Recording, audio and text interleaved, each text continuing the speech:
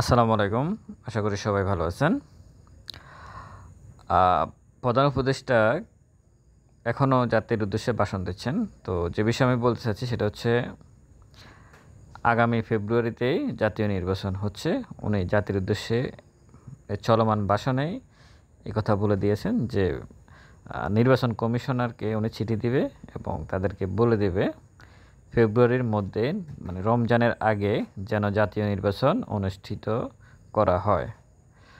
তো এটুকু যেহেতু জাতির উদ্দেশ্যে উনি ভাষণ দিয়েছেন, এইটুকু নিশ্চিত যে ফেব্রুয়ারিতে নির্বাচন হচ্ছে দেশে। আমরা ফেব্রুয়ারি মাসে রমজানের আগেই ভোটের মাধ্যমে একটা সরকার পেতে যাচ্ছি।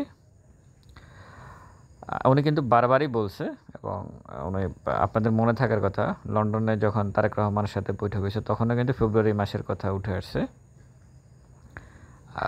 এখনও উনি এইমাত্র উনি ঘোষণা দিলেন ফেব্রুয়ারি মাসে জাতীয় নির্বাচন হচ্ছে। এই বিষয়টা আগামীকালকের, আমি যেহেতু পুঁজিবাজার নিয়েই কাজ করি, তো আমি বলবো এই ঘোষণাটা আগামীকালকের মার্কেটে খুব পজিটিভভাবে একটা প্রভাব পড়তে যাচ্ছে। খুবই পজিটিভ একটা প্রভাব পড়বে বলে আমি মনে করি।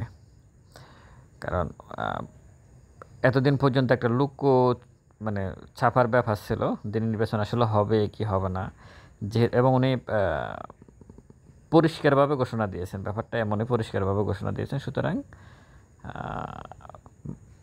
আগে যেহেতু সর্বশেষ গতকালকের মার্কেট নেগেটিভ ছিল, সেই হিসাবে হয়তো আমাদের ভিতরে একটা মনস্তাত্ত্বিক ব্যাপার কাজ করছে যে মার্কেট হয়তো আগামীকালকেও নেগেটিভ যেতে পারে বা এরকম কিছু একটা বিষয় মাথার মধ্যে ঘুরপাক খাচ্ছে যে টেকনিক্যাল ভিউ থেকে।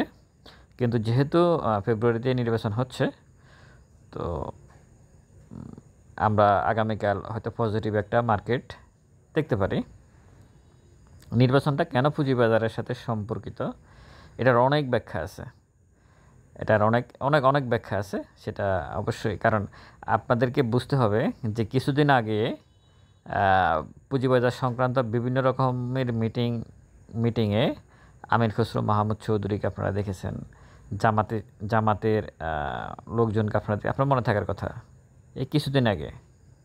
এবং ওনারা বলছে ওনারা এটা দায়িত্ব নেবে। আমির খসরু মাহমুদ চৌধুরী সরাসরি বলছে আমরা ক্ষমতা গেলে পুঁজিবাজারকে আমরা দায়িত্ব নেব এই বাজারের।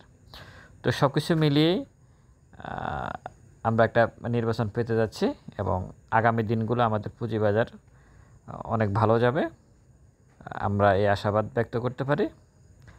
আশা করি আমরা খুব দ্রুত, এখন যদি আমি অগাস্ট এখন চলতেছে, সেপ্টেম্বর, অক্টোবর, নভেম্বর, ডিসেম্বর, জানুয়ারি, ফেব্রুয়ারি, মানে আগামী 6 মাসের মধ্যে আমরা একটা নির্বাচিত সরকার পেতে যাচ্ছি। সেটা কোন প্রক্রিয়া হবে, কোন প্রক্রিয়া না হবে সেটা ভিন্ন বিষয়, কিন্তু একটা নির্বাচিত সরকার আমরা পেতে যাচ্ছি। ভালো থাকবেন সবাই। আসসালামু আলাইকুম।